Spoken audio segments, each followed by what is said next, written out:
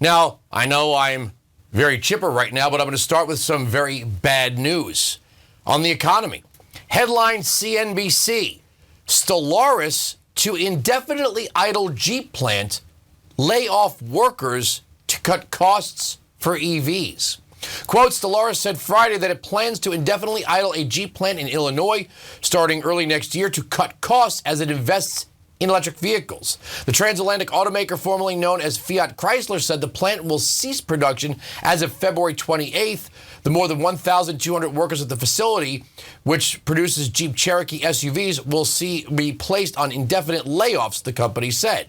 Quote, our industry has been adversely affected by a multitude of factors like the ongoing COVID-19 pandemic and the global microchip shortage. But the most impactful challenge of the increasing costs related to the electrification of the automotive market, Stellaris said in an emailed statement. The company described the idling as a difficult but necessary action. It said it's working to identify other opportunities to repurpose the Belvidere facility and has no additional details to share at this time. So basically what they're saying is, well, coming government regulations are forcing us to stop making these combustion vehicles. So sorry, 1,200 workers and your families and the town you live in, but you're out. See, this is what happens to your job when the government, not the market, but the government declares that the product you produce is not part of the future. My first guest is the president of Walzer Wealth Management, Rebecca Walzer. Thanks for joining us. Thanks for having me, Andrew. So you're going to tell me some good news about the stock market, right? I mean, our 401ks, our IRAs, they're all healthy and wealthy and wise. You know, this has been the most challenging 12 months of my life in professional management because you hate to get on shows and be negative and be hyperbolic. But, you know, Andrew, we do have a global reckoning coming. And there's nothing that's going to stop this reckoning. The U.S. dollar is in great jeopardy, and we will have an impact on the U.S. financial markets. And so we are very bearish at this time, and people should really prepare for that. That can't be true. That's not what Joe Biden says.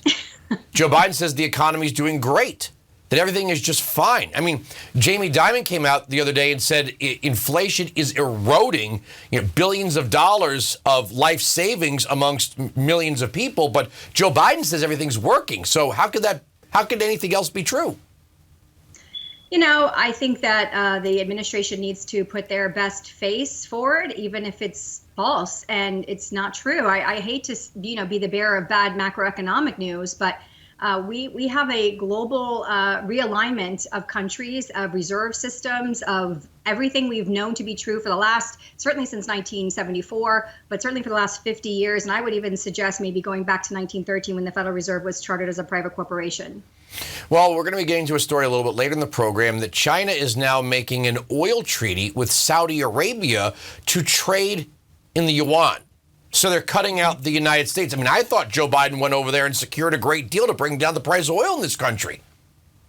Well, apparently MBS and Biden were working on some kind of Britney freedom deal. That was what they were talking about. It doesn't seem like they were talking about oil. But Andrew, on all seriousness, the BRICS nations have been working for 20 years towards alternative to the dollar as a global reserve, and they are ready to go. And China announced last month that they view, Saudi Arabia announced last month that they view China as their number one economic partner, bar none, that they look at the United States. This was an announcement, a pronouncement out of Saudi Arabia. They look at the United States as any other economic partner, no different than anyone else. And of course, we know that they signed a security agreement with Russia in 2021 after the United States pulled out of Afghanistan so abruptly. And so really, if you look at what Saudi Arabia has done without officially announcing moving to BRICS yet, they have basically said that's what they're doing. And that, of course, means they would eventually, once it goes official, release their OPEC producing nations to sell crude outside of the U.S. dollar. And that will be a massive problem for the U.S. dollar.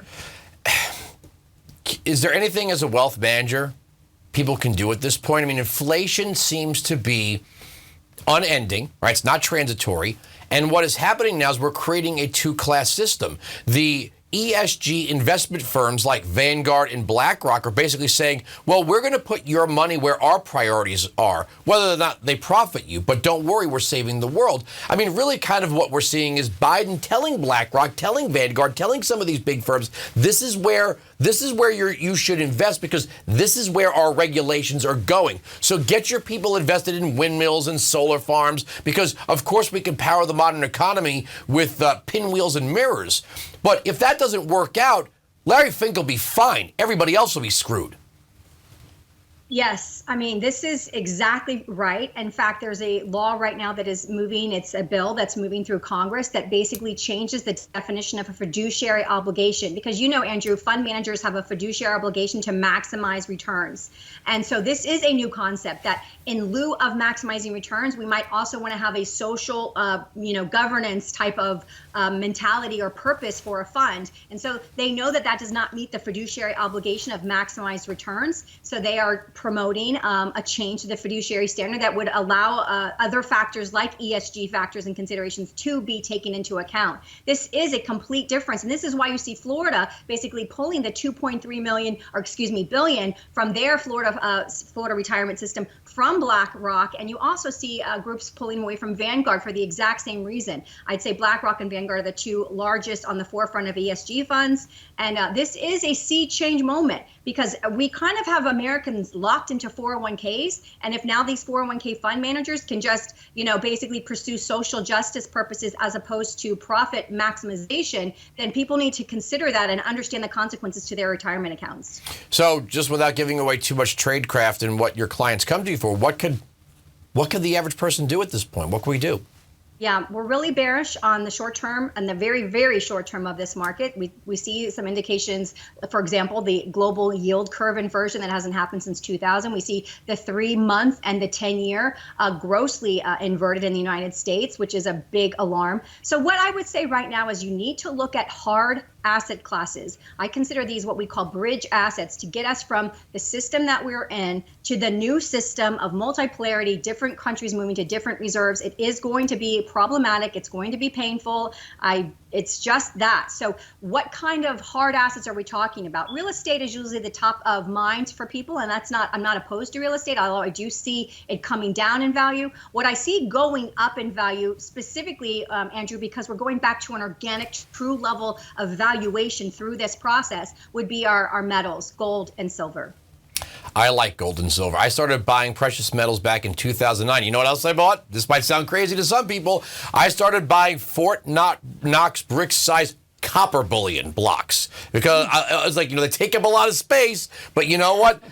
Copper keeps going up in value. No, I agree with you. I know that we've been told by the Gen Z nerds get into crypto, but gold has been there since the Bible, so I don't think it's going anywhere. I mean, granted, if you're jumping on the train now, it might be a little more costly than if you did 20 years ago, but I agree with you.